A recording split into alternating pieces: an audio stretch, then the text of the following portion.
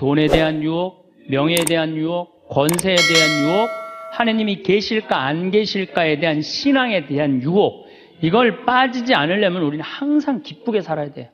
근데 기쁜 사람은 어떤 사람이 기쁘냐면 긍정적인 사람이 기뻐요.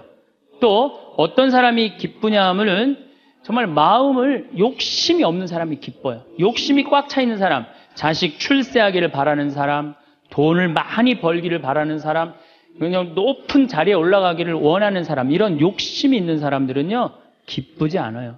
마음을 완전히 비우고 오늘 하루를 즐겁게 사는 사람. 여러분들 영어로 내가 좀 유식한 말을, 영어로 선물이 뭐냐면은 프레젠트예요. 근데 오늘이라는 뜻도 영어로 프레젠트예요. 오늘은 하느님이 주신 선물이에요. 오늘은 과거, 지나간 과거 여러분들 묻지 마세요. 아무리 과거를 돌이키려고 해도 과거는 돌이킬 수가 없는 거예요. 과거에 연연하는 사람들 우울증에 걸려요. 그 다음에 미래에 대해서 미리 걱정하지 마세요. 여러분들이 아무리 걱정해봤자 여러분들이 걱정하는 게 95%는 일어나지 않을 거래요. 전혀 일어나지 않을 것에 쓸데없는 걱정을 하고 있는 거야. 제일 중요한 건 오늘을 즐겁게 사는 거야. 밥 3끼 먹고 눈, 콧구멍 2개 있는 게 얼마나 여러분들 감사한 줄 아세요? 콧구멍이 얼마나 2개 있는 게 감사하냐면은 눈 2개 있는 것도 감사하지만 콧구멍 2개 있는 게 얼마나 감사하냐면은 이 콧구멍이요, 숨을요, 이 냄새를 맡는데요, 한쪽만 4시간을 맡는 거예요. 그리고 4시간이 딱 지나고 나면 한쪽이 교대를 해요. 반대쪽이 냄새를 맡는 거예요. 만약에 김치찌개 동시에 2 콧구멍으로 다 맡으면 기절해. 그러니까 여러분이 콧구멍 2개 있는 것만 해도 얼마나 감사한 건지 몰라요. 지금 여기 손가락 10개, 발가락 10개 가지고 콧구멍 2개, 눈 2개 갖고 오신 분들은요, 무조건 기쁘게 살아야 된 의무가 있는 분들이에요. 하나님이 다 주신 거예요. 자, 그리고 난 다음에 우리가 유혹에 빠지지 말려면 끊임없이 기도해야 돼. 하느님께서 우리 이제까지 살아오면서 여러분들 은총 너무 많이 주셨어요. 은혜 너무 많이 주셨어요. 그렇기 때문에 우리는 어떻게 살아야 돼? 그 은혜를 계속 기억하면서 감사기도, 끊임없이 기도해야 돼. 근데 이 기도는 간구기도를 하면 안 돼요. 감사기도를 해야 돼요. 제가 꼭 성령 기도에 가면은요, 제일 당황스러운 게 그거예요. 내가 성령 기도에 가면은 할머니들이, 신부님 골이 아파요, 무릎이 아파요, 허리가 아파요, 안수기도 해달라는 거예요. 근데 저는 신부 될 때 이 제단에 엎드려서 하느님한테 2가지를 청했어요. 하나는 강론 잘하게 해달라고. 근데 정말 저는 누워서 그렇게 기도했어요. 왜 제가 그 기도를 청했느냐면은 저는 초등학교 때부터 발표 때마다 선생님이 제일 먼저 너 일어나서 발표하라고 그랬어요. 그리고 책 읽을 때도 항상 나보러 읽으라고 그랬어. 목소리가 좋으니까. 그러니까 내가 받은 달란트는 뭐야? 말하는 거. 그리고 신부가 말씀 전하는 사람 아니에요. 그래서 강론 잘하게 해달라고 내가 정말로 엎드려서 간구했어요. 근데 뭐 1년에 300회, 내일도 여기 전주 중앙성당에 가서 강의하고 또 전주에 있는 중학교에 가서 그 학부형들하고 선생님들한테 강의해. 내일도 전부 단축 수업한대요. 그 선생님들도 강의 들으게 한다고 일반 학교에 가서 강의하는 거, 행복론에 대해서. 그러니까 1년에 한 300회 정도 초청 강연 다니니까 이거 소원 들어주셨어요. 난 너무너무 감사해요. 또 내가 글 잘 쓰게 해달라고. 이제까지 책 3권 썼는데 요즘 쓴 거 사는 맛, 사는 멋. 이거 정말로 많은 분들이 행복하다고 참 전화가 많이 와요. 독자들한테. 아니, 나 이 2가지 다 받았어요. 나는 더 이상 하나님한테 원하는 거 없어요. 하느님은요, 각자의 달란트가 다 달라요. 그리고 그냥 집 잘 짓는 신부님들, 또 우리 그냥 전 신부님, 내가 보기엔 사목 너무너무 잘하세요. 그러니까 그 감히 못하는 15년이 지나서 엄두도 못 냈던 저 땅을 사죠. 아무나 사는 게 아니에요. 교우가 일치가 되기 때문에 그게 가능한 거죠. 그 다 달란트가 달라요. 근데 내가 받은 달란트는 강론자라고 글 잘 쓰는 거야. 나는 치유의 은사를 받지 않았어요. 근데 그냥 갈 때마다 내가 성령 기도에 갈 때마다 그것도 70, 80 아니 70, 80 썼으면요 골 아파요 당연히요. 무릎 아프고 허리 아파요 당연히. 그걸 그냥 와갖고 하느님 신부님이 허리 아프니까 그냥 안수 좀 해달라고 그러면 그 나요 80년 동안 쓴 거를. 그럼 난 또 착하니까 해주긴 해줘요. 할머니 머리에 손을 얹고, 치유의 은사는 없으니까 머리에 손을 얹고 뭐라고 기도하냐면은, 하느님, 이 할머니 골이 아프답니다. 그래서 눌러줘요. 그런데 저는 치유의 은사가 없는 게 확실해요. 우리 오웅진 신부님은 정말로 이 안수의 능력이 있으신 것 같아. 이쪽 쓰러진다, 이쪽 100명 막 쓰러지고, 막 이쪽 쓰러진다.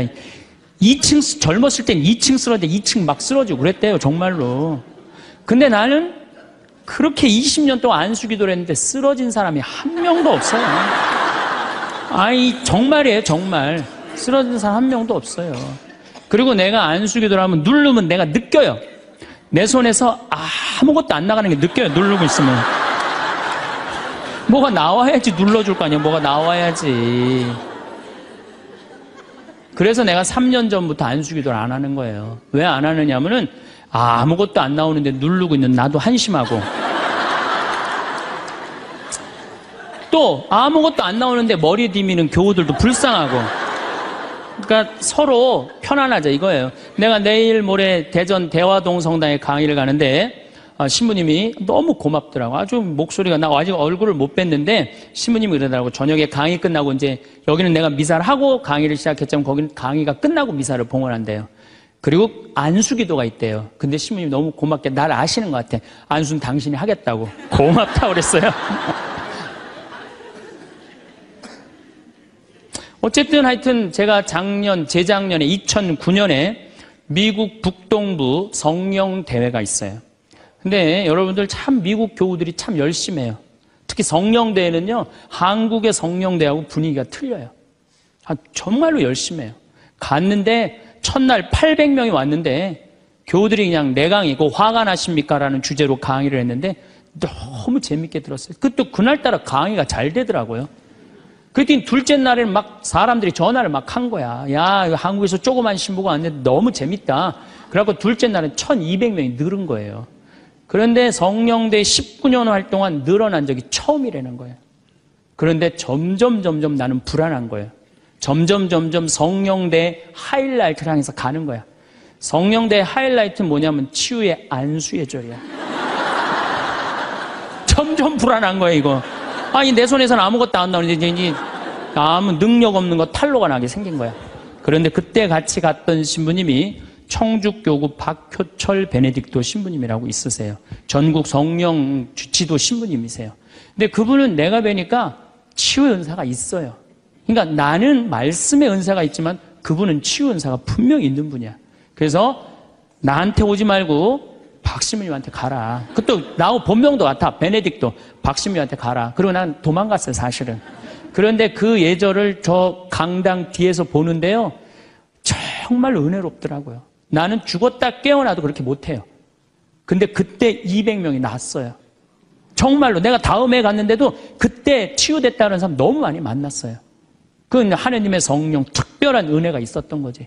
그래갖고 이제 박 신부님 덕분에 내가 잘 마치고 이제 한국에 이제 돌아왔어요. 2010년이 됐는데 미국 북동부 성령대에서 또 전화가 왔어요. 올해 또 와달라는 거예요. 내가 화를 냈어요. 왜 자꾸 날 부르느냐. 그거 부담스럽거든요. 굉장히 큰 대회니까. 아니, 내 손에서 아무것도 안 나온다는데 왜 자꾸 부르느냐. 좀 이 손에서 능력 나오는 신부님들 불러라. 그랬더니 그 교우들이 위원들이 하는 말이 신부님 걱정하지 말라고. 신부님은 손에서 안 나오는 대신 입에서 나오니까 걱정하지 말라고.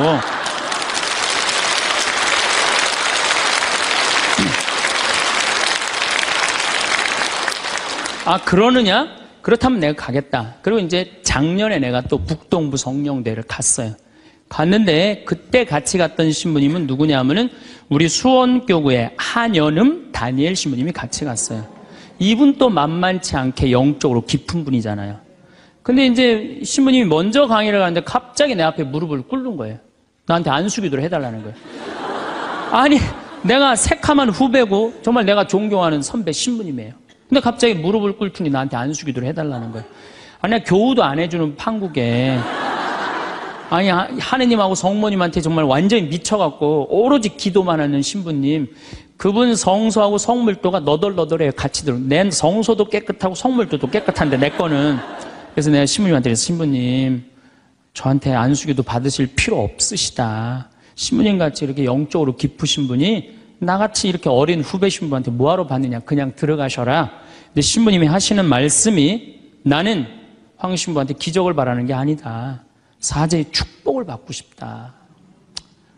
또 이것도 어떻게 안 해줄 수가 있어? 그래서 그냥 떨리는 마음으로 신부님 머리에 손을 얹었어요. 내가 깜짝 놀랐어요.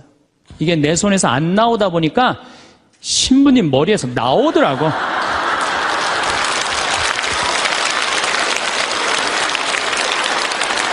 아니, 정말로 성령의 기운이 느껴지는 거예요. 정말로. 이야, 이러는 수도 있구나. 이게 내가 안 나오면 머리에서 나오는 수도 있구나. 하지만은 우리가 하느님을요, 골 아프면 골 고쳐주고, 머리 아프면 머리 고쳐주고, 무릎 아프면 무릎 고쳐주고, 허리 아프면 허리 고쳐주는 분이 아니에요. 하느님은요, 찬양 받으실 분이에요. 하느님은 영광 받으실 분이에요. 하느님 우리 심부름꾼 아니에요. 그것도 돈이나 많이 주면서 시키면 내가 몰라. 달랑 1,000원 주면서 뭘 그렇게 많이 시켜. 그러니까 자꾸 간구 기도를 하다 보면 어떤 유혹에 빠지느냐 하면은 여기가 아닌가 봐. 천군 보살한테 가는 거예요.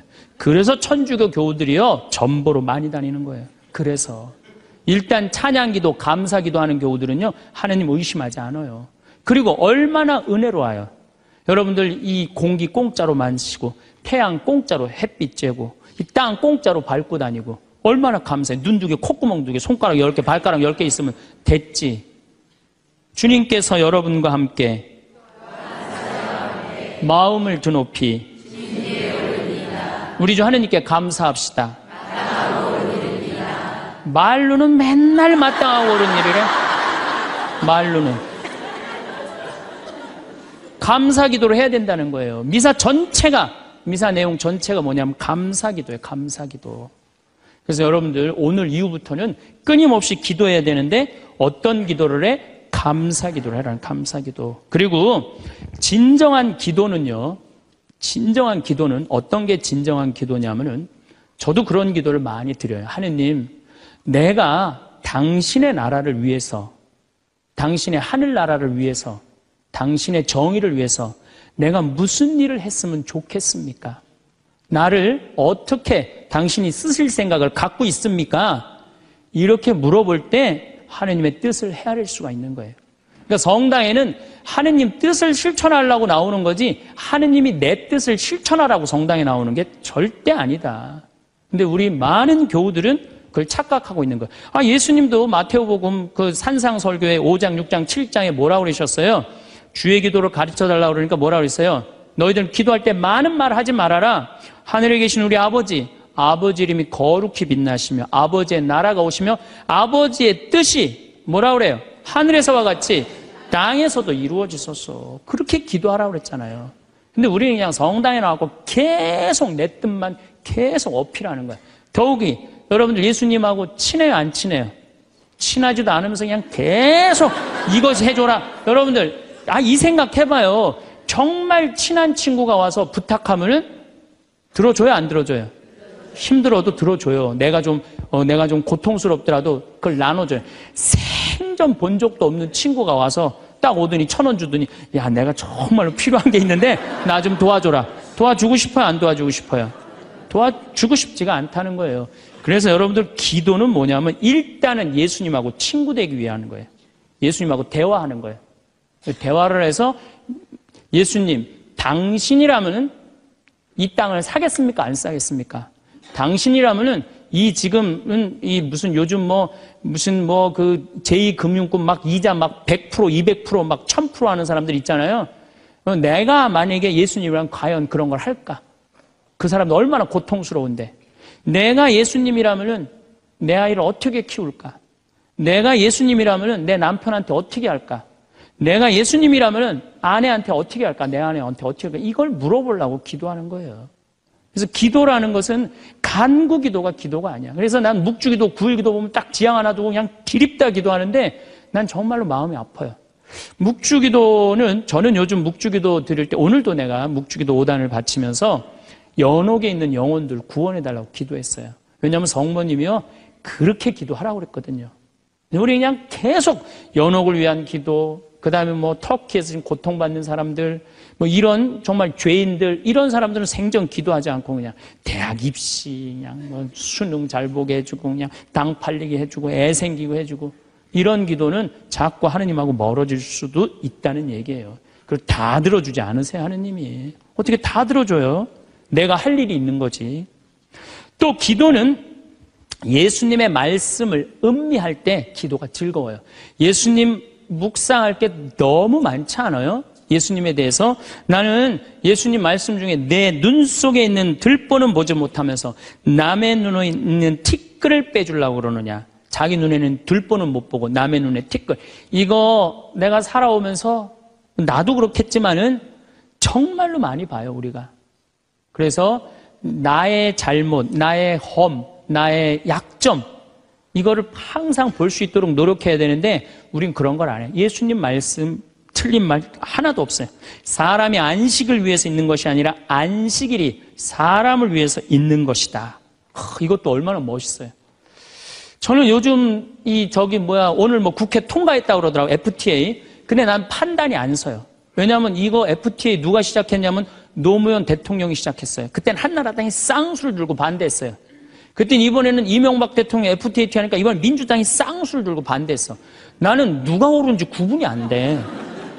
그러니까 믿음이 안 가는 거예요. 믿음이 안 가는 거예요. 나는 정말로 사람을 위한 일이 뭔가, 예수님이 과연 어떤 의미에서 이런 말씀을 했는가, 참 묵상할 거리가 너무 많죠. 또 너희들 무엇을 먹을까, 무엇을 입을까, 무엇을 마실까 걱정하지 말아라. 하늘에 나는 새도 다 먹여줄 거다. 그리고 내일을 걱정하지 마라. 내일 걱정은 내일이 할 것이다. 그날 고생은 그날로 충분하다. 여러분들 오늘 하루 종일 일하고 여기 오신 분들 많으시죠? 얼마나 피곤해. 가서 씻고 누워서 그냥 쉬고 싶은데 여기까지 온 분, 예수님, 내가 지금 예수님 이 자리에 있으면은 이 말 하고도 남았을 것 같아. 너희도 오늘 고생으로 충분한데 내일 걱정하지 말아라. 내가 다 알아서 해줄게. 예수님 분명히 그랬을 거예요. 이 말씀을 내 마음 안에 살아 움직일 때 여러분들은 진리가 너희를 자유롭게 하리라 처럼 정말로 자유롭게 살 수 있어. 근데 예수님 말씀이 하나도 없어. 그냥 성서 하나 붙잡고 하루 종일 묵상해 본 적도 없고 일주일 내내 묵상해 본 적도 없어. 그냥 성서를 읽은 적도 없어. 그러면은 여러분들은 기도가 어려운 거예요. 점점 기도하는 방법을 잃어버리는 거예요. 고생하며 무거운 짐을 진 너희는 모두 나에게 오라. 내가 너희에게 안식을 주겠다. 얼마나 내 멍에는 가볍다. 얼마나 좋아요. 예수님 말씀을 가만히 묵상해 보면은요, 다 위로의 말이야. 내가 너를 너무 사랑하니까 걱정하지 마라. 내가 있는데 뭐가 그렇게 걱정이 많으냐. 전부 그런 내용이에요.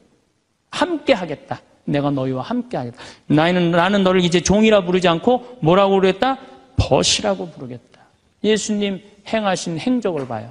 가난한 사람, 팔 하나 없는 사람, 눈 먼 사람, 귀 먼 사람, 나병으로 고생하는 사람, 또 죄 속에 있는 죄녀, 창녀, 가늠한 여인, 이 세상에 오셔서 그런 버림받고 고통받는 이들 속에서 사시다 가셨잖아요. 그분 삶을 가만히 이렇게 드라마를 보듯이 쫙 보면은 이거 끊임없이 기도할 수 있어요. 해도 끝이 없어. 예수님의 삶을 묵상한다는 게. 그러면은 그 안에서 예수님과 하나 되면은요, 그 다음 단계, 더 높은 단계 기도를 할 수 있어요. 근데 맨날 이거 달라, 저거 달라, 요거 해달라, 저거 해달라 그러면요, 그 사람은 깊이 신앙생활을 할 수가 없어요. 그럴 것 같아요? 안 그럴 것 같아요? 그렇죠? 그러니까 오늘 이후부터는 간구기도 하지 마세요. 이미 너희들 필요한 거 하느님 아버지가 이미 알고 있다. 그러시지 않으셨어요? 예수님이 그러셨거든요. 예수님 말씀은 되씹으면 되씹을수록 깊은 맛이 나요. 그래서 기도라는 건 뭐냐면 영적인 하느님을 느끼는 거예요. 영적인 하느님을 느끼는 거. 자, 우리가 기도가 구송 기도가 있다고 그러죠? 그 다음에 무슨 기도가 있어? 묵상 기도가 있죠? 그 다음에 무슨 기도가 있냐면 관상 기도가 있어. 관상 기도. 그 다음에 이제 어려운 단계로 넘어가면 일치의 기도가 있어요. 그게 무슨 기도냐면은 성당에 앉아서 하느님을 느끼는 거예요. 온 우주의 시편 19편 그 말도 소리도 비록 이야기 없어도 온 세상으로 퍼져나간다는 하느님을 느끼는 거야. 그러면은 성당에 1시간 앉아 있어도 1분 지나가는 것처럼 후딱 지나가요. 어떨 때는 3시간도 후딱 지나가요. 하느님을 느끼는 거냐. 이 말씀이 이제 넘어서서는 온 우주에 꽉 차 있는 하느님을 느끼는, 살아있는, 현존하시는 하느님을 느끼는 거야. 그런 하느님을 느끼다 보면은 이제 성인들이 이제 그 다음엔 어느 단계로 가요? 탈원 상태 가는 거. 온전히 하느님을 느끼는, 희열을 느끼는 거죠. 세상 아무것도 필요 없어. 돈도, 명예도, 권세도 아무것도 필요 없어. 근데 하느님만 내 안에 살아있다면은 모든 게 행복한 거야. 그래서 끊임없이 기도하면은 악마의 유혹에 넘어가지 않는다는 거예요. 그래서 여러분들은 이제 제가 제일 걱정인 게 50살 되신 분들 60년 남았어요. 아니 어제 발표 나왔잖아요. 2040년에 평균 연령이 몇 세라고? 90살이에요. 그럼 여러분들 지금 50살 되신 분들 2040년이면 몇 살이냐 하면은 80살이에요. 80살이면 그때 가면은 또 늘어날 것 같아요? 안 늘어날 것 같아요? 또 늘어나요. 그래서 110살이에요. 그러면은 남은 60년 동안 내가 영적인 인간으로 살 거냐, 육적인 인간으로 살 거냐, 늙어서 어떻게 할 거야? 힘도 없는데 기도라도 열심히 해야지. 그래서 제일 좋은 기도는 뭐냐면은 제가 여러분들한테 청하는 건 뭐냐면은 기도 공동체 단위라는 거예요. 제가 프랑스 떼제 공동체에 가서 일주일 동안 기도를 했는데요. 3,000명씩 와요. 일주일에. 월요일부터 주일날 전심 때까지 모여서 아침 기도, 낮 기도, 저녁 기도, 그 다음에 미사. 똑같아 일주일 내내. 그런데 성당에 다니든 안 다니든 3,000명. 많이 올 땐 여름엔 3만 명이 와요. 근데 우리나라는 아직 그런 데가 없어. 일주일 내내 모여서 기도하는 데가 없어. 그래서 내가 이제 평창을 이제 내년부터 이제 시작을 할 거예요. 그래서 토요일 날 저녁에는 또 우리 부관장 신부님이 너무 노래를 예쁘게 잘해. 그래서 이제 떼제 기도를 시작을 했어요. 그래서 이제 기도하는 그런 공동체를 만들어서 여러분들도 삶에 지쳤을 때 와서 일주일 동안, 60살쯤 돼갖고 일주일 정도 와서 기도하고 가면 얼마나 좋겠어요. 그렇죠? 그러니까 그런 공동체를 많이 믿는 사람들이라면 찾아다니라는 거예요. 영적인 세상을 위해서 시간을 투자하고 마음을 투자하라는 거죠. 그래서 신부님 끊임없이 기도하는데 제일 좋은 게 뭡니까? 미사 참여예요. 첫 번째 좋은 건 미사 참여. 미사 참여 1년 내내 평일 미사 다니시는 분들은요, 말할 수 없는 마음 안에 기쁨이 있어요. 1년 내내 미사 안 빠지시는 분들 제가 말씀드리는 거 무슨 말인지 아시죠? 그 시간이 얼마나 좋아. 조용하고 이 성당 안이 얼마나 세상하고 완전히 단절된 거 아니야. 그 시간만은. 그리고 예수님하고 하나 되는 시간이잖아요. 그래서 아무리 힘들어도 직장 끝나고 난 다음에 가방 들고 와서 미사 참여하고 가는 사람들, 이 사람들은 제일 행복한 사람들이에요. 그래서 미사야말로 가장 완벽한 기도다. 그래서 여러분들 주일 미사 말할 것도 없고 평일 미사 시간 내서 오시면요, 하느님께서 이끌어 주셔요. 그 다음에 두 번째, 끊임없이 기도하는 방법 중에 하나는 성서 읽는 거야. 제 경험에 의하면은 구약 성서부터 신약 성서 끝까지, 처음부터 끝까지 완전히 정독 5번만 하면은요, 이 세상 사는 길이 보여요. 하느님의 섭리가, 역사하심이 보여요. 그리고 어떻게 살아야 되는지 정말 마음에 진리가 흘러 넘쳐요. 그래서 성서를 읽어라. 성서를 정독을 해라. 맨날 그냥 불굴의 며느리, 뭐 이웃, 우리 집 여자들 이런 거 보지 마시고, 예? 그 시간에 성서를 성서 안에는 보물이 꽉 차 있어요.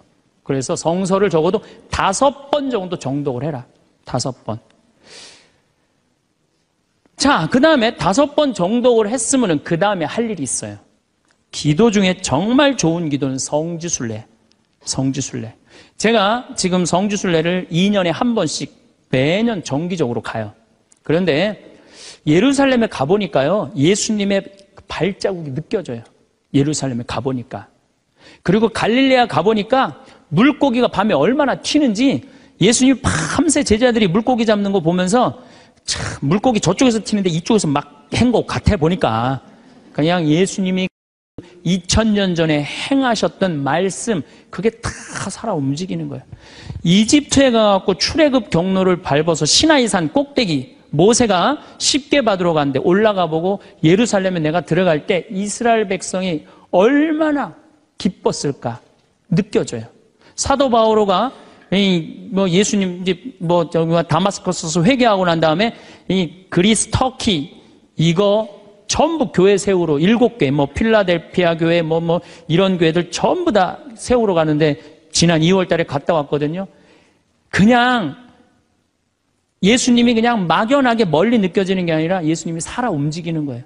그래서 여러분들 성지순례 참 중요한 거. 물론 우리나라 안에도 좋은 성지들이 너무 많아요. 우리 성인들이 얼마나 예수님을 사랑했는지. 그러니까 시간 되면은 돈 모아서 제일 남는 거, 가장 적은 돈으로 가장 최고의 효과를 낼 수 있는 건 성지순례. 그래서 예루살렘 한 번은 갔다 오라는 거예요. 예루살렘. 나는 아직까지 하느님 20년, 30년 믿으면서 예루살렘, 베틀레헴, 나자렛 한 번도 아직 갔다 온 적이 없다. 한번 손 들어보세요. 내가 절대 욕 안 할 테니까 한번 손 들어보세요. 손 들어. 한 번도 안 갔다 왔다. 손 들어보세요. 자, 이 사람들 이거 회개해야 되는 사람들이에요. 자, 여러분들 이 세상에 한 번 오셨어. 내가 하느님을 믿어. 하느님을 믿는데 예수님이 활동하고 가신데 한 번 좀 가보고 싶지 않아요? 그럼 지금부터 개 모으세요. 개 모으셔갖고 나는 우리 여의도 순복음교회가 한 번 거기 성주순례를 갔는데 몇 명이 한 3,000명이 갔다. 3,000명. 3,000명이. 여러분들도 우리 능평성당 내가 있을 때 어른들 700명 갔잖아요. 한번 한 2년 개 모아갖고 우리 전 신부님이랑 한번 1,000명 한번 쫙 한번 가봐요. 그럼 아마 일생 일대 너무 은혜를 많이 받을 거예요. 그 은혜는 마치 이스라엘 백성이 에집트를 200만 명이 200명 그건 뻥이겠지만은 어쨌든 하여튼 가듯이 그런 뜨거움을 아마 느끼실 거예요. 저는 그래서 우리가 끊임없이 기도하는데 정말 좋은 거는 성지순례다. 돈 모아서 성지순례 가라. 다시 한번 말씀드리지만 재물은 쓴 것만 재물이에요. 쓴 것만 내 재물이에요. 제가 지난번에 산호세 강의를 갔는데 나를 비행장에 데려다준 자매가 하나 있어요. 친구가 5억을 껴먹고 갔대요. 재산이 싹 날아갔대요. 근데 유일하게 자기가 아깝지 않았던 거, 성지순례 간 것만 아깝지 않더래요. 그거 갔다 오기를 얼마나 잘했는지 성지순례 때마다 갔다 온 게 그것만 자기 마음 안에 살아 움직이더래요. 여러분들도 나중에 이 돈 저 돈 띄어먹고 땅 치고 통곡하지 말고 미리 지금 돈 모아서 성지순례 갔다 오십시오. 그리고 묵주기도 우리가 가장 쉽게 할 수 있는 기도예요. 누워서도 할 수 있고 반신욕하면서도 할 수 있고 걸어가면서도 할 수 있고 묵주기도도 성모님 말씀대로 죄인들의 회개를 위해서 연옥 영혼들의 고통 덜어주기 위해서 그 기도가 저는 묵주기도 중에 가장 아름다운 기도라고 생각을 해요. 그래서 우리의 기도를 불쌍한 영혼들이 많이 기다리고 있으니까 그런 지향을 두고 그냥 수능 잘 보게 해주고 애 생기게 해주고 월세 나가게 해주고 땅 팔리게 해주고 그런 기도하지 마시고 이렇게 끊임없이 기도하는 사람은요 악마의 유혹에 빠질 시간이 있겠어요 없겠어요? 당연히 없어요. 당연히. 자, 그 다음에 어떤 처지에서든 감사하여라. 감사하는 사람 또 유혹에 안 빠져요. 여러분들 북한에서 안 태어나고 남한에서 태어난 거 감사해요 안 감사해요? 감사해요. 북한은요 정말로 굶어 죽어요. 굶어 죽어요. 평양 근교만 빼놓고 나머지는 다 굶어 죽는다고 보시면 돼요. 이제 겨울이 시작되면은요 이 사람들 뗄감이 없어요. 석유 석탄이 없기 때문에. 그래서 산에 나무 잘라다가 또 해요. 그리고 어떤 집은 작년에는요 그 뗄감조차도 없어서 밥도 못 해갖고 그대로 얼어 죽은 사람들도 많다는 거예요. 근데 우리는 얼마나 잘 먹고 잘 살아요. 감사해요 안 감사해요? 감사해요. 여러분들 후쿠시마에서 안 태어나고 대한민국에서 태어난 거 감사해 안 감사해? 이거 여러분들 깊이 묵상해야 돼요. 왜냐하면 일본은 1년에 지진이 5,000번 일어나요. 5,000번. 하루에 15번 일어나요. 더 놀라운 거는 이번 12월 1월 달에 지진이 또 일어난다는 게 지금 감지가 된다는 거예요. 일어날지 안 일어날지 모르겠지만은 일본 사람들은요 너무 불안한 거예요. 근데 우리나라는 지진이 1년에 몇 번 일어나는 줄 아세요? 15번 정도 일어나요. 근데 이 중에 지진의 강도가 2.7에서 3.2예요. 보통 일어나는지 안 일어나는지도 모를 정도예요. 근데 일본은 막 일어나면 4.0만 넘어가면요. 정말 천둥 소리 얼마나 불안한지 몰라요. 나는 그걸 경험을 했어요. 지진이라는 게 무시무시해요. 근데 우리는 아무런 그런 게 없이 살잖아요. 이번에 이 터키 지진 일어났죠? 지진 일어났는데 여진이라고 그래요. 한 번 꽝 하고 난 다음에 계속 흔들리는 게 1500번 일어나는 거, 1500번. 근데 우리는 얼마나 행복한 나라에서 살아. 국민들이 욕심이 많아서 욕심이. 이유는 딱 한 가지예요. 욕심이 너무 많아요. 대한민국 사람들 이 정도면 잘 사는데 왜 이렇게 욕심이 많은지 모르겠어요. 여러분들 그 한국처럼 잘 먹고 잘 사는 나라가 없어요. 여러분들 이탈리아라는 나라 잘 살아 못 살아요? 잘 살죠? 그런데 이탈리아가 우리나라가 경제력은 세계 13위지만은 소비 지수는 7위예요. 7위. 정말 잘 먹고 잘 사는 나라가 우리예요. 내가 뭐 예전에 방송에도 한번 말씀드렸지만 우리나라 갈비집에 가보면요. 진짜 잘 먹어요. 갈비 막 먹으러 가면은요. 막 이렇게 한 상 반찬 나와요. 그냥 그 계란찜, 그 다음에 무슨 뭐 단호박 삶은 거, 메추리알, 뭐 그 다음에 무슨 뭐 사라다, 무슨 야채 사라다, 국물 김치, 뭐 별게 다 나와요. 그 다음에 파랑 국수 말아서 나와요. 그리고 4명이 가면 4인분 시켜요. 4인분 시키면 그냥 배가 빵빵해. 한국 사람들은 배 빵빵하면 안 돼. 갈비집에 가고 배 터질 때까지 먹어야 되냐. 2인분 더 시켜요. 더 시켜서 먹고 난 다음에 그래도 우린 분이 안 풀려. 그냥 아줌마가 하나 쓱 나와서 이렇게 물어봐요. 냉면을 먹을래? 된장찌개를 먹을래? 그냥 그거 먹고 커피 공짜로 먹는 나라가 어디 있어요? 잘 먹어요. 횟집도 마찬가지예요. 횟집도 일본에 가고 내가 회 정식 시켰는데 회가 딱 2점 나왔어요. 이게 맛백인가 보다 그러고 홀딱 먹었어요. 아무리 기다려도 회가 안 나와요. 왜 안 나오냐니까 그게 다라는 거예요. 우리나라는 횟집에 가면 뭐부터 나와요? 씻기다시 나오죠? 개불, 멍게, 해삼, 전복, 낙지, 꽁치 소금에 구운 거, 미역국, 조개탕, 별게 다 나와요. 그리고 그냥 또 회가 나오면 그냥 한 50점 나와요. 배는 꽉 찼는데 50점이 또 나와. 어떻게? 먹는 방법이 있어요. 상추에다가 회를 올려요. 그 다음에 마늘하고 고추하고 된장을 찍어갖고 상추를 동그랗게 말아요. 그 다음에 목구멍으로 밀어 넣는 거예요. 보면 계속 목구멍까지 찼어. 그래도 분이 안 풀려. 어떻게 하느냐면 매운탕 또 시켜 밥 한 그릇 해갖고 욕심이 너무 많아서 그래요. 이 정도면 잘 살지 않아요? 이 정도면 잘 살지 않아요? 여러분들 우리 여기 할머니들 1959년에 우리나라가 UN 120개 국가 중에 GNP가 몇 위였느냐면 119위였어요. 1959년에. 꼴등이야, 꼴등. 그때는 정말로 똥구멍이 찢어지게 가난하게 살았어요. 똥구멍이. 다시 한번 똥구멍 찢어지는 거 얘기해 드릴게요. 9월에 추수하면 2월에 먹을 게 떨어져요. 보리는 5월에 피는데. 그러면 그냥 무슨 칡해서 먹고 쑥해서 먹고 그것도 안 되면 4월 달에 소나무 속껍질 벗겨요. 햇빛에 말려갖고 갈아갖고 쌀은 요만큼 소나무 껍질은 이만큼. 그러니까 밥을 져서 먹으면 등짝에 붙었던 배가 쑥 나와요. 얼마나 좋아. 근데 문제는 이 섬유질은 소화가 안 돼요. 수분만 빠지고 다시 딱딱하게 대장에 가서 돌덩어리가 되는 거야. 똥을 넣으면 부드러운 똥이 나오는 게 아니야. 이 돌덩어리가 나오는 거야. 그러니까 이 돌덩어리를 빼내니 집집마다 뒷간에서 똥구멍 찢어지는 소리가 아니야. 이 집 저 집에서 막 나는 거예요. 그게 1959년에 있었던 일이에요. 1959년. 그런데 불과 60년 만에 이렇게 잘 살 수가 없어요. 이렇게 잘 살 수가 없어요. 여러분들 저는 요즘 그리스 보면서요. 정말로 내가 대한민국 사람이라는 게 얼마나 자랑스러운지 몰라요. 그리스라는 나라는 지금 BC 526조에 BC 526조.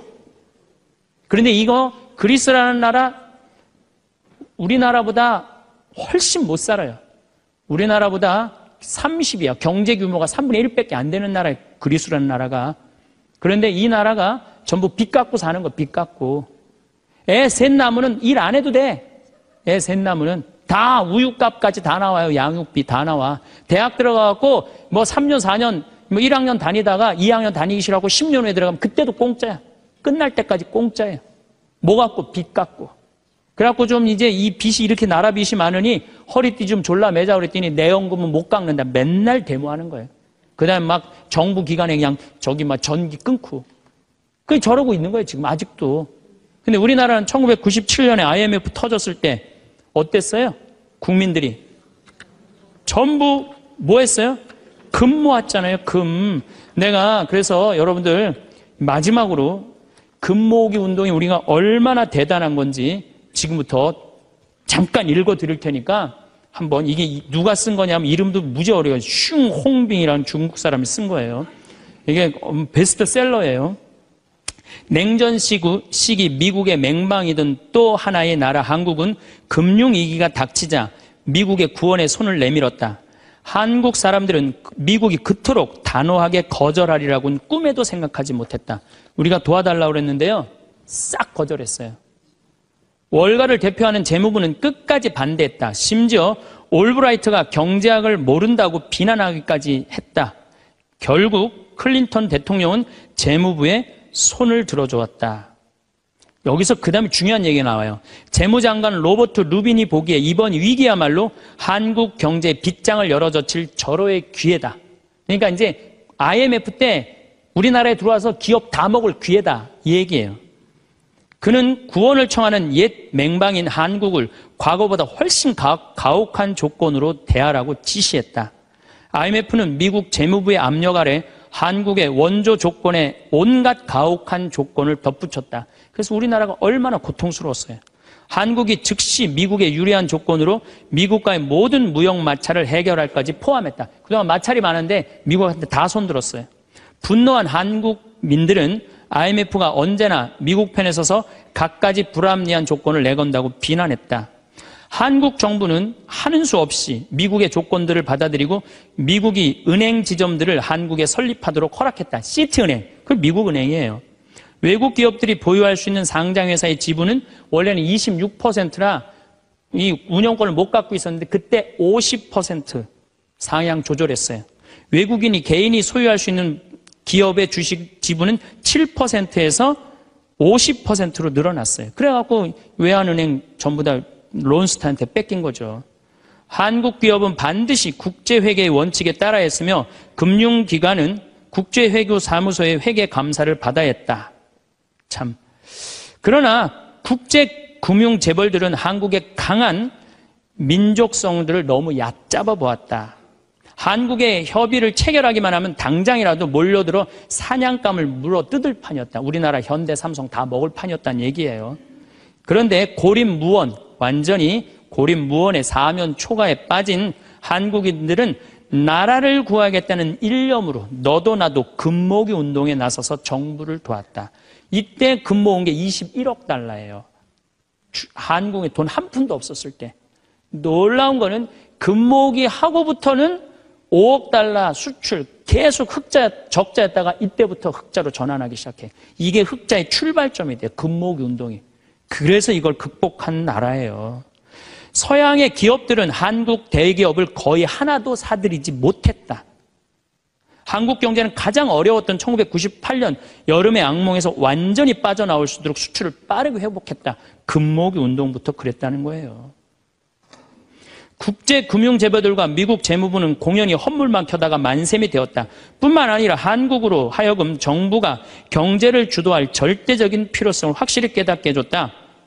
마이크로소프트가 한국 최대의 소프트웨어 기업을 삼키려는 시도도 물 건너 갔어요. 그러니까 미국 애들이 그때 한국 다 살라고 그랬어요. 근데 그것도 못 샀고 8개의 한국 지방 소프트웨어 기업들에게 그 몫이 돌아갔다. 다 우리나라 기업들이 다 샀다는 얘기예요. 포드가 기아 자동차를 구입하려던 계획도 빗나가 버렸다. 그때 기아가 망했거든요. 근데 빗나갔어. 우리가 금 모아서. 현지 기업이 포드의 꿈을 현대가 구했죠. 꿈을 보기 좋게 꺾어준 것이다. 이렇게 우리나라가 그 IMF를 벗어난 민족이야. 그런데 이렇게 대단한데 아니 정치를 보면은 사회를 보면 한국이 현찮다고 그래. 내가 보기에는 한국이 대단한데 얼마 대단해. 그리스하고 우리나라하고 정반대 아니에요. 그래서 이 IMF를 넘어서서 지금 이렇게 우리가 전 세계가 지금 금융위기를 겪고 있잖아요. 지금 그리스, 이탈리아, 스페인, 프랑스 다 무너지고 있잖아요. 근데 우리나라는 아직도 경쟁력이 있다는 거예요. 이렇게 대단한 사람들이 모여 살아갖고 우리나라 이름이 대한민국이에요.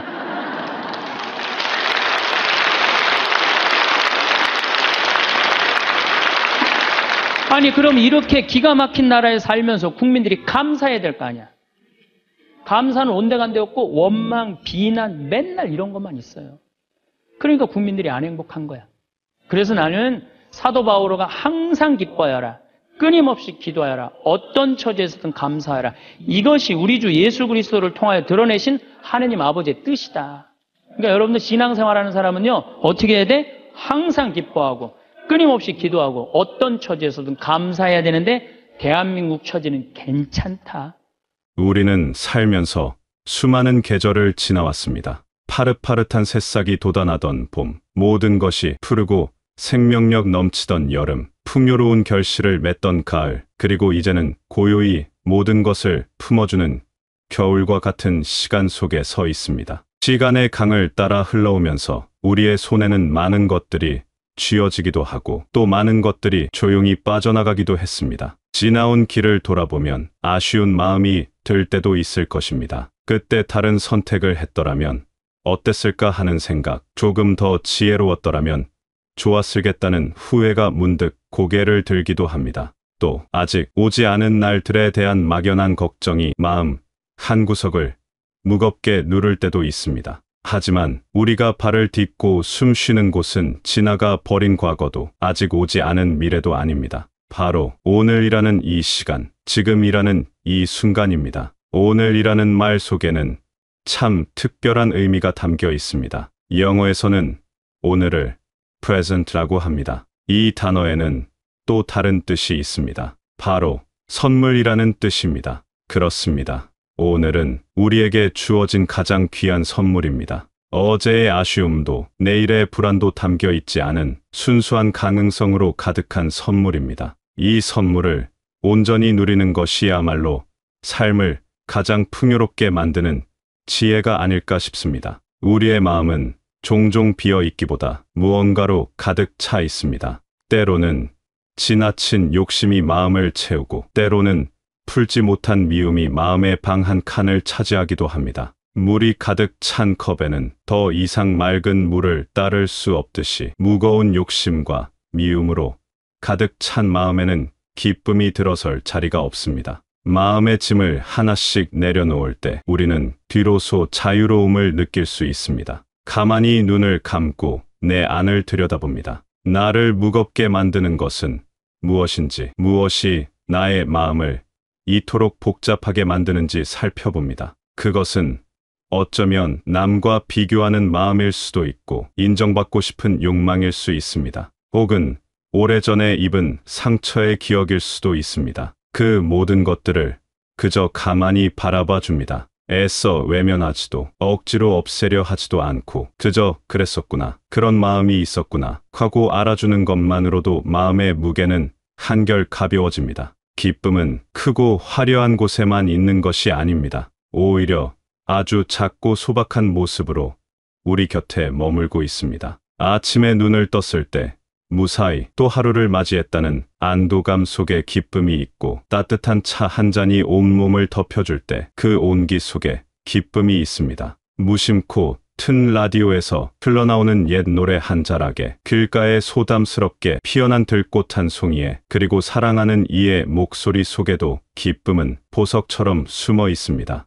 우리는 그저 그것을 발견하는 눈을 뜨기만 하면 됩니다. 우리의 두 눈이 세상을 볼 수 있다는 것, 두 귀가 소리를 들을 수 있다는 것, 두 발로 땅을 딛고 걸을 수 있다는 것은 얼마나 놀라운 일입니까? 우리는 수십 년의 세월 동안 이 몸을 빌려 세상을 경험하고 사랑하며 살아왔습니다. 때로는 아프고 삐걱거리기도 했지만 이 몸은 단 한순간도 우리를 떠나지 않고 묵묵히 삶의 동반자가 되어 주었습니다. 단지 숨을 쉬고 존재하고 있다는 이 사실 하나만으로도 우리는 충분히 기뻐할 이유를 가지고 있습니다. 이것이 바로 우리가 받은 첫 번째 선물이자 가장 근원적인 기쁨의 샘물입니다. 음악이 잠시 바뀌며 조금 더 깊은 성찰의 분위기로 전환됩니다. 살다 보면 때때로 길을 잃은 것 같은 기분이 들 때가 있습니다. 어디로 가야 할지, 무엇을 위해 살아야 할지 막막하게 느껴지는 순간입니다.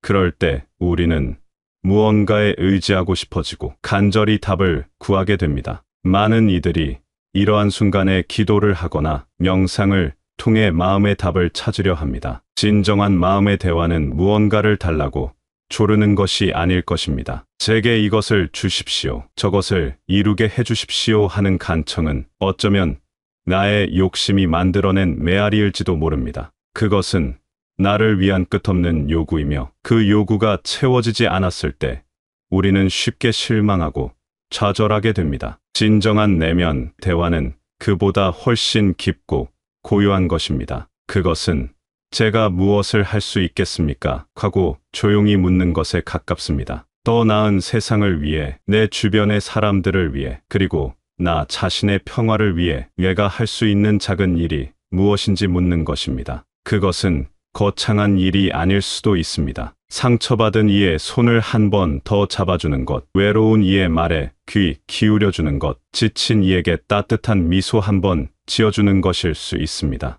이러한 작은 물음과 실천 속에서 우리는 삶의 방향을 발견하고 존재의 의미를 깨닫게 됩니다. 우리는 살면서 수많은 관계를 맺고 살아갑니다. 그 관계 속에서 때로는 기쁨을 얻고 때로는 상처를 받기도 합니다. 만약 우리가 다른 사람을 대할 때 저 너머의 존재가 나에게 무엇을 해줄까를 먼저 생각하는 것이 아니라 그러면 어떻게 했을까 하고 한 번 더 생각해 보는 것은 어떨까요? 우리가 존경하는 인물, 혹은 우리가 믿는 절대적인 존재라면 이 상황에서 어떻게 말하고 행동했을까를 상상해 보는 것입니다. 이러한 생각의 전환은 우리를 이기적인 마음에서 벗어나게 하고 더 넓고 깊은 사랑으로 이끌어줍니다. 마음의 대화가 깊어지는 가장 좋은 방법 중 하나는 좋은 글을 읽는 것입니다. 오랜 세월 동안 수많은 사람들에게 지혜와 위로를 주었던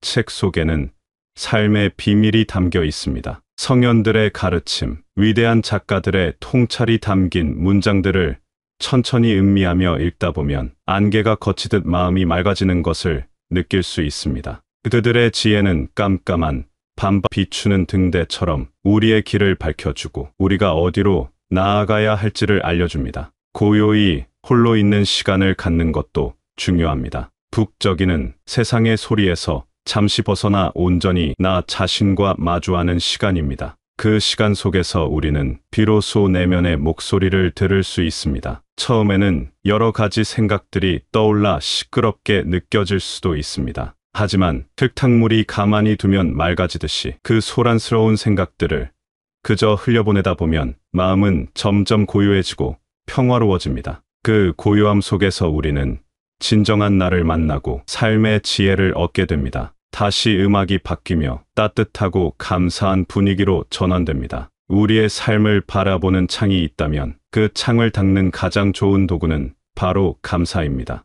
똑같은 풍경이라도 먼지 낀 창으로 보면 흐릿하고 답답하지만 맑게 닦인 창으로 보면 모든 것이 선명하고 아름답게 보입니다. 감사는 우리 마음의 창을 닦아주는 행주와 같습니다. 감사하는 마음으로 세상을 볼 때 우리의 삶은 이전과는 전혀 다른 의미와 색깔로 다가옵니다. 어떤 상황에 처해 있든 감사할 것을 찾아내는 사람에게는 불행이 오래 머물지 못합니다. 감사는 절망 속에서도 희망을 보게 하는 힘을 가지고 있기 때문입니다. 가진 것을 세어보기 시작하면 가지지 못한 것에 대한 아쉬움은 눈 녹듯 사라집니다. 우리는 너무나 많은 것을 당연하게 여기며 살아왔습니다. 매일 아침 해가 뜨고 저녁이면 해가 지는 것, 안전하게 누울 집이 있다는 것, 굶지 않고 세 끼 식사를 할 수 있다는 것, 그리고 지금 이 순간에도 평화로운 나라에 살고 있다는 것은 결코 당연한 일이 아닙니다. 우리가 딛고 서 있는 이 땅은 수많은 이들의 땀과 눈물, 그리고 희생 위에서 이룩된 것입니다. 전쟁의 폐허 위에서 세계가 놀랄 만한 발전을 이루고 어려운 시기마다 온 국민이 한마음으로 위기를 극복해온 역사를 가지고 있습니다. 우리가 지금 누리는 이 모든 것들은 거저 주어진 것이 아니라 앞서 살아간 세대들의 숭고한 노력 덕분입니다. 그 사실을 기억할 때 우리는 이 땅의 국민이라는 사실에 자부심을 느끼고 깊은 감사의 마음을 갖게 됩니다. 감사는 표현할 때 더욱 커집니다. 가까운 사람들에게 고맙습니다라고 말하는 것을 잊지 말아야 합니다. 평생을 곁에서 함께해준 배우자에게, 늘 든든한 버팀목이 되어준 친구에게, 그리고 이제는 어엿한 어른이 되어 제 몫을 하고 있는 자녀들에게 감사의 마음을 전해야 합니다. 말로 표현하기 쑥스럽다면 작은 쪽지에 마음을 담아 전하는 것도 좋습니다. 나의 감사 표현 하나가 상대방에게는 큰 기쁨과 위로가 될 수 있습니다. 삶의 마지막 순간에 이르렀을 때 우리가 가져갈 수 있는 것은